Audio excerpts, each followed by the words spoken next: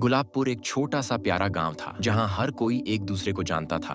उसी गांव में गलियों में घूमता था एक नन्हा सा सफेद कुत्ता जिसका नाम किसी ने नहीं रखा था, लेकिन बच्चे प्यार से उसे छोटू बुलाते थे। छोटू कोई आम कुत्ता नहीं था। उसकी आंखों में चमक थी, दिल में मासूमियत, और हर समय पूंछ हिलाते हुए वो हर किसी को हंसाने की कोशिश करता था।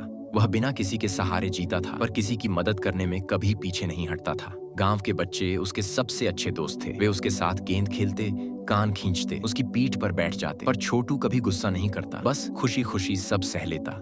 कुछ बड़े लोग उसे नापसंद करते थे, कहते थे ये आवारा कुत्ता है, न जाने कब किसे काट ले। लेकिन छोटू ने कभी किसी को नुकसान नहीं पहुंचाया। उसका दिल इतना साफ था कि अगर कोई उसे पत्थर मार दे तो भी वो बस थोड़ा दूर हटकर पूंछ हिलाते हुए देखता रहता। एक दिन गांव में मेला लगा। चारों तरफ रौनक ही रौनक थी। झूले, गुब्बारे, मिठाइयाँ और ढेर सारे लोग। छोटू भी उछलता कूदता मेला देखने पहुंचा। वो कभी झूले के पास दौड़ता, कभी बर्फ के गोले वाले को देखता, तो कभी बच्चों के साथ मिठाई की दुकान के सामने बैठ जाता। तभी उसके कानों में एक मासूम सी आवाज आई, मम्मी मम्मी, मुझे मेरी मम्मी नहीं मिल रही। छोटू ने देखा, एक नन्ही सी बच्ची भीड़ में अकेली खड़ी रो रही थी। उसका नाम था गुड़िया। वह अपनी माँ से बिछड़ गई और सब लोग इतने मस्त थे कि किसी ने उसकी चीखें नहीं सुनी, लेकिन छोटू ने सुनी। वो तुरंत गुड़िया के पास गया और उसकी आंखों के आंसू अपनी नाक से पोंछने लगा। गुड़िया ने जब छोटू को देखा तो धीरे धीरे रोना बंद कर दिया। छोटू ने उसकी उंगली अपनी नाक से छुई और फिर चारों तरफ सूंघते हुए उसे चलने का इशारा किया। छोटू की सूंघने की शक्ति गजब की थी। थोड़ी देर बाद वो गुड़िया को भीड़ से बाहर ले गया और एक पेड़ के नीचे बैठी एक औरत के पास रुका। वो औरत घबराई हुई थी, उसकी आंखें रोते रोते लाल थीं।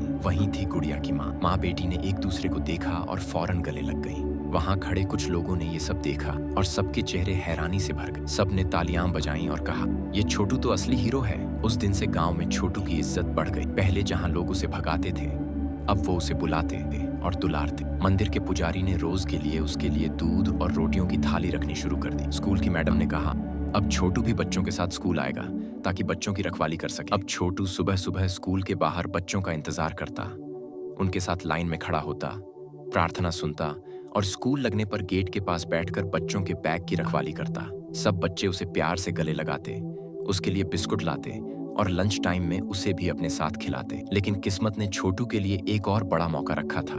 एक रात गांव में चुपचाप एक चोर घुसा। वह एक घर की दीवार फांदकर अंदर घुसा और तिजोरी खोलने लगा। तभी बाहर सोता हुआ छोटू कुछ आहट से जाग गया। उसकी नाक ने फौरन खतरे की बू पकड़ ली। उसने बिना देर किए जोर जोर से भौंकना शुरू कर दिया। भौं भौं भौं। उसकी आवाज सुनकर पड़ोसियों की नींद खुल गई। लोग लाठी डंडा लेकर बाहर निकले और चोर को रंगे हाथों पकड़ लिया। सुबह होते होते ये खबर पूरे गांव में फैल गई कि छोटू ने फिर से गांव को बचा लिया। अब तो सरपंच जी ने पंचायत बुलाकर ऐलान कर दिया, आज से छोटू गुलाबपुर का प्रहरी है। इसे रोज भरपेट खाना मिलेगा, रहने के लिए छांव मिलेगी और हमारे बच्चों की रक्षा की जिम्मेदारी अब इस नन्हे सपूत की है। छोटू को एक लाल टोपी और पीतल का एक छोटा बैच पहनाया गया जिस पर लिखा था, गुलाबपुर का हीरो छोटू। अब छोटू गांव के लिए सिर्फ एक कुत्ता नहीं था, वह था उनका दोस्त, रक्षक और परिवार का हिस्सा।